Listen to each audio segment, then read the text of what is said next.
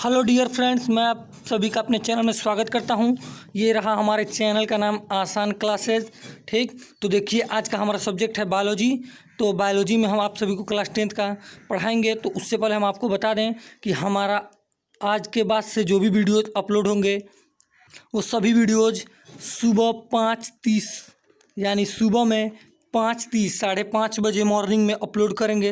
ठीक, तो आप लोग हमारे चैनल पर बने रहिए। अगर आपने चैनल को सब्सक्राइब नहीं किया है तो चैनल को सब्सक्राइब कीजिए और जो बेल आइकन है उसको प्रेस कीजिए, ताकि हम लोग जब भी वीडियो को अपलोड करेंगे तो सुबह सुबह हमारे वीडियो का नोटिफिकेशन आपको मिल जाए। तो चलिए देखिए हमारा क्या टॉपिक है आज का। तो देखिए आज का हमारा टॉपिक है पॉलिनेशन, परागण।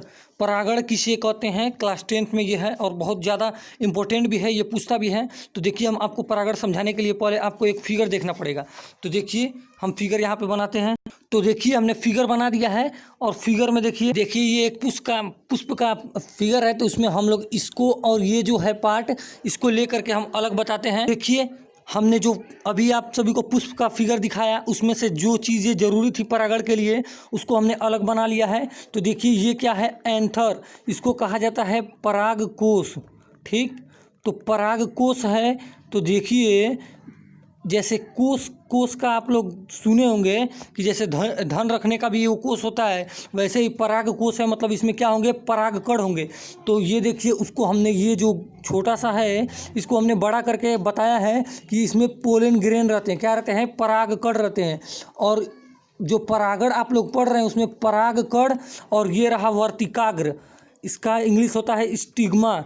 इसी दोनों का बहुत ज़्यादा रोल है। तो देखिए इसको कैसे डिफिनेशन बनाएंगे। तो डिफिनेशन इस तरह से होता है कि जब किसी भी पुष्प में परागकण, यानी यहाँ से जो एंथर है परागकोश, इसमें से परागकण रिलीज होते हैं, निकलते हैं और निकल करके आ करके वर्तिकाग्र पे आ जाते हैं। और वर्तिकाग्र के ऊपर एक चिपचिपा पदार्थ होता है जिसका नाम होता है म्यूसिलीजीनस। एक चिपचिपा पदार्थ होता है जिसका नाम होता है म्यूसिलीजीनस।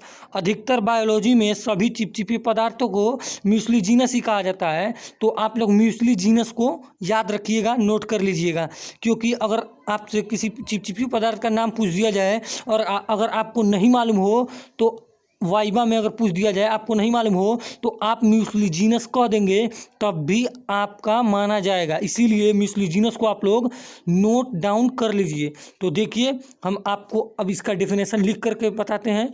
एक बार पहले बता दें कि जब यहाँ से परागकण निकल करके यहाँ पर आ जाता है और यहाँ से आ करके यहाँ पे पोलन ट्यूब होता है।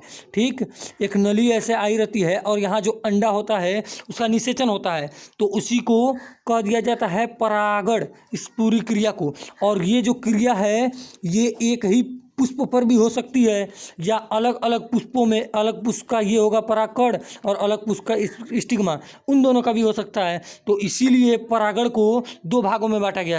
देखिए एकदम आसान डेफिनेशन है कि किसी पुष्प के, देखिए किसी पुष्प के परागकण का, देखिए का है, किसी पुष्प के परागकण का वर्तिकाग्र पर आना और अंडे का निषेचन करना ही क्या कहलाता है, परागण कहलाता है। तो इसमें कौन सा ऐसा मतलब वर्ड है जिसका बहुत ज़्यादा भूमिका है। तो देखिए परागण है, ठीक, और उसके बाद से वर्तिकाग्र। ठीक, तो परागण कहाँ आ रहा है, वर्तिकाग्र पे आ रहा है। तो आप लोग ऐसे एकदम आसानी से याद कर सकते हैं। अब देखिए यहाँ पे इसका डेफिनेशन है कि किसी पुष्प के परागकण का वर्तिकाग्र पर आना और अंडे का निषेचन करना ही परागकण कहलाता है। तो ऐसा भी तो हो सकता है कि एक पुष्प में परागकण भी होते हैं और वर्तिकाग्र होते हैं, ऐसा होता है।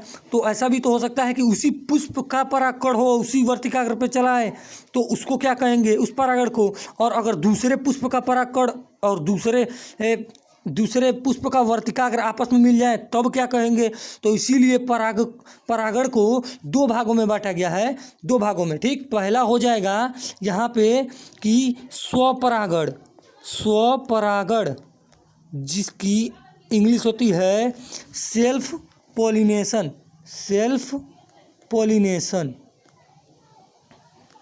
ठीक, और दूसरा इसका टाइप देखिए क्या होता है, दूसरा टाइप होता है परपरागण। देखिए परपरागण जिसकी अंग्रेजी होती है क्रॉस पॉलिनेशन।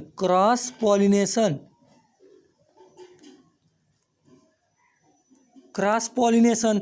तो अब हम आप सभी को इन दोनों के बारे में भी बताएंगे कि किसे सेल्फ पॉलिनेशन कहते हैं और किसे क्रॉस पॉलिनेशन कहते हैं। तो चलिए हमारा पहला टॉपिक यहाँ पे हो जाता है इन दोनों के प्रकार में, ये वाला हो जाएगा कि सेल्फ पॉलिनेशन किसे कहते हैं। ठीक, सेल्फ पॉलिनेशन,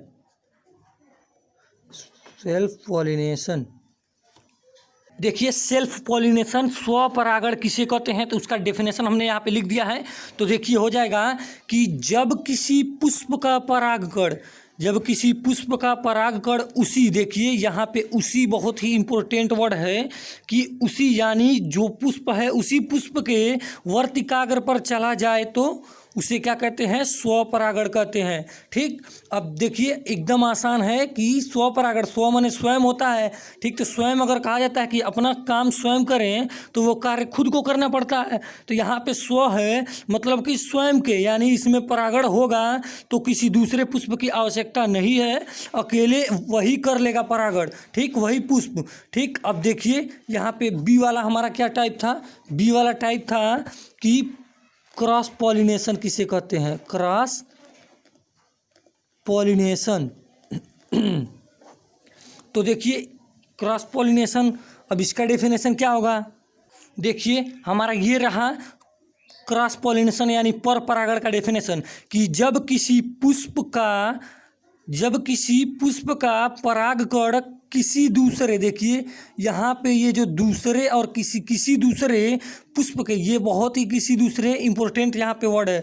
तो किसी दूसरे पुष्प के वर्तिकाग्र पे चला जाए तो उसे पर परागण, यानी पर माने देखिए पराया होता है, तो पराया माने हो जाता है दूसरा। तो यहाँ पे हो जाएगा कि किसी दूसरे पुष्प के परागकण किसी दूसरे पुष्प के वर्तिकाग्र पे चला जाएगा, तो यहाँ पे हो जाएगा क्रॉस पॉलिनेशन। अब देखिए यहाँ पर ये कहीं नहीं कहा गया है कि, आप लोग देखिए कन्फ्यूजन में ये रहेंगे कि यहाँ पे दूसरा पुष्प है मतलब कि एक आम का पौधा होगा, ठीक, और उसके बाद से एक और आप ले लेंगे सेब का, ठीक, सेब का ले लीजिए या अनार, कुछ भी, अमरूद, कुछ भी ले लीजिए। तो आप लोग को दिमाग में ये आया होगा कि एक पुष्प आम का होगा जिसका वर्तिकाग्र होगा, और एक पुष्प सेब का होगा या अनार या अमरूद, किसी चीज़ का होगा जो जिसका परागकण होगा। लेकिन ऐसा इसमें कहीं नहीं बोला गया है कि किसी दूसरे पौधे का पुष्प हो। पुष्प एक ही पौधे का भी हो सकता है। जैसे मान लीजिए एक पौधा है तो इस पे यहाँ पर भी एक फूल लगा हुआ है, ठीक, एक यहाँ भी फूल लगा हुआ है, ठीक। तो देखिए यहाँ का परागकण इस पे चला जाएगा तो ये भी होगा पर परागण, या इस पे आ जाएगा। मतलब एक ही पौधे पर दो पुष्प अगर होते हैं तो उनमें भी पर परागण हो सकता है। लेकिन अगर एक ही पुष्प में दोनों क्रियाएं हो, जैसे कि परागकण उसी का हो और उसी पुष्प के वर्तिकाग्र पर चला जाएगा, तो उसको सेल्फ पॉलिनेशन यानी स्वपरागण कहेंगे। लेकिन क्रॉस पॉलिनेशन में ये भी हो सकता है कि पौधा एक ही हो और अलग अलग पुष्प उसमें हो और एक पुष्प का परागकण दूसरे पुष्प के वर्तिकाग्र पर चला जाए। ऐसा कंफ्यूजन में न रहिएगा कि अलग अलग पौधों में ही होता है, बल्कि एक पौधों में भी होता है। जब हम 10 में थे तो हमें भी ये कन्फ्यूजन हुआ था, तो हमारे सर ने हमारा ये कन्फ्यूजन दूर किया था, ठीक। तो चलिए आज आप सभी के लिए बस इतना ही। अगर वीडियो पसंद आया हो तो कमेंट में बताइएगा। Thank you.